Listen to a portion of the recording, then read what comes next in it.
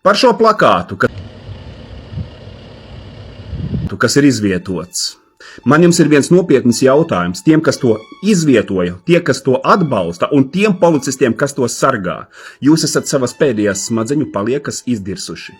Jūs esat pilnīgi atrafējušies un aizgājuši kaut kādā nebūtībā, kaut kādā nebūtības ideoloģijā, pašiznīcināšanās ideoloģijā.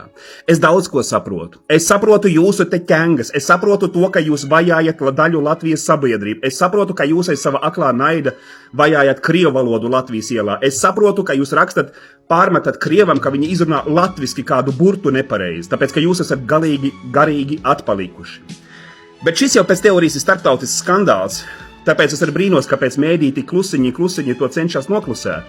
Jo jebkuram, kam vēl ir palikusi kaut grama saprāta, tie nekad mūžā neiedomāsies Salaspils memoriāla teritorijā, kas ir uzbūvēta konkrētajā vietā un ar konkrētiem notikumiem, kur bija kādreiz Salaspils tā saucamā darba nometne, kurā tika nomocīti ebreji un arī latvieši. Tā starp citu īpaši debīlajiem, kas to nezināja, Salaspils memoriāls tas nav Putina vai padomju upuru piemiņas vieta.